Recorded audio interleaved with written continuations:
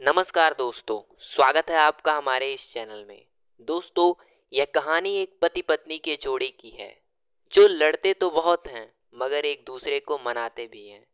दोस्तों, इस कहानी में दोनों जोड़ों में से एक मुसाफिर बिछड़ जाता है। तो चलिए आपको सुनाते हैं पूरी कहानी विस्तार में। वे दोनों अपनी शादी में वरमाला डालते समय भी लड़ रहे थे। जब समझा बुझाकर फेरे में बैठाया तो वहां भी लड़ पड़े, क्योंकि सुधीर फेरे लेते समय बहुत तेज चल रहा था। रेवती बोली, धीरे चलो, क्यों ऊंट की तरह दौड़ रहे हो। ऊंट बोलते ही सुधीर बिफर गया। बोला, जो लड़की फेरे में साथ नहीं चल सकती वो जिंदगी में क्या खाक साथ चलेगी। पंडित ने ऐलान कर दिया कि ये शादी तो 6 महीने भी नहीं चल पाएगी। एकदम बेमेल जोड़ी है। बाराती और घराती दोनों पक्ष के लोगों ने उन्हें समझाकर फिर से फेरों में बैठाया। शादी की पहली रात में तो उन दोनों की जमकर लड़ाई हुई। दोनों ने एक दूसरे के बाल ही नोच डाले। सास बोली, मुझे नहीं चाहिए ऐसी लड़ाकू बहू। उसके बाद रेवती माँ के आए गई, मगर 1 महीने बाद सुधीर उसे विदा करके ले आया। कुछ दिन तो शांत रहे, मगर फिर से दोनों आपस में लड़ने लगे। लोगों ने बहुत समझाया कि लड़ाई से गृहस्थी नहीं चलती, प्यार से रहा करो। वो प्यार से तो रहते थे, मगर लड़े बिना उन दोनों को चैन नहीं मिलता था। अब उनकी लड़ाई कुछ बदल चुकी थी। अब रेवती लड़कर मायके नहीं जाती थी, क्योंकि दोनों ने रूठने के बाद एक दूसरे को मनाना सीख लिया था। धीरे धीरे लोग भी उनकी लड़ाई को समझ गए थे। जो उन दोनों को जानता था वो उनकी लड़ाई में बीच बचाव करने नहीं आता था, क्योंकि उसे पता होता था कि कुछ देर बाद दोनों नॉर्मल हो जाएंगे। मगर बीच बचाव करने वाले को लेने के देने पड़ सकते हैं। एक दिन सुधीर और रेवती बस में सफर कर रहे थे। अचानक दोनों आपस में लड़ पड़े। सुधीर ने जूता निकाल लिया और रेवती ने चप्पल। फिर एक दूसरे पर बरसने लगे। यह सब देखकर एक नौजवान बीच में आ गया। उसने सुधीर को थप्पड़ लगाते हुए कहा, शर्म नहीं आती औरत पर हाथ उठाते हुए। सुधीर को थप्पड़ पड़ते ही देखकर रेवती विकराल रूप में उस युवक पर झपट पड़ी। उसे चप्पलों से पीटते हुए बोली, ये मेरा पति है, ये मुझे मारे या इसे मैं मारूं, तू कबाब में हड्डी कौन है।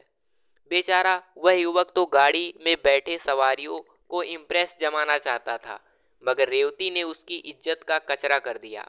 चप्पलें खाकर युवक दूर कोने में खड़ा देखता रहा कि कुछ देर बाद ही रेवती और सुधीर एक ही बोतल में मुंह लगाकर पेप्सी पी रहे थे।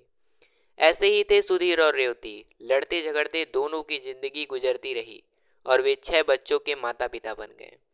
फिर घर में बहुएं आ गई, मगर उनका लड़ना झगड़ना जारी रहा। फिर पोते पोतियों से घर भर गया, मगर सुधीर और रेवती की लड़ाई बंद नहीं हुई।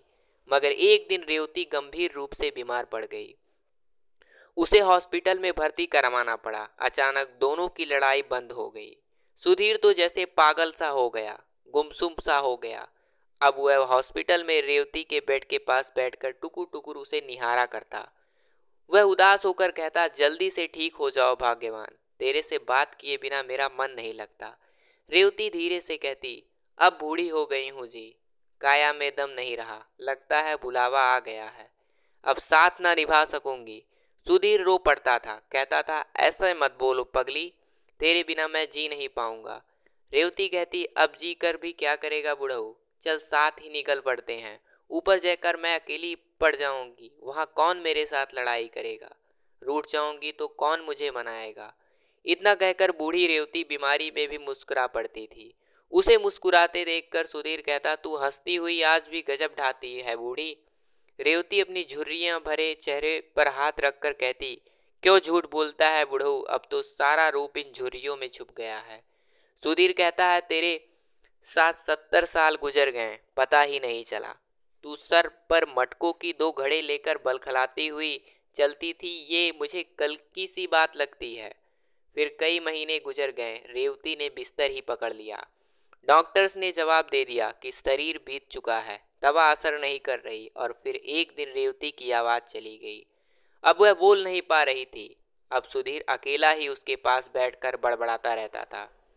रेवती टुकुर टुकुर उसकी तरफ देखती रहती थी। कभी कभी सुधीर की बातें सुनकर रेवती की आंखों से आंसू निकल पड़ते थे, मगर वह बोल नहीं पाती थी।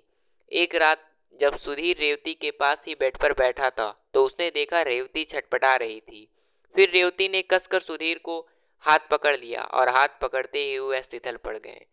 उसके शरीर की सारी करकतें रुक गईं, पुतलियां स्थिर पड़ गईं। सुधीर समझ गया पत्नी की यात्रा पूरी हो गई। वह उसी तरह रेवती का हाथ पकड़कर बैठा रहा। सुबह जब चाय लेकर उसका बेटा कमरे में आया तो देखा पिताजी माँ के साथ चुपचाप बैठे हैं।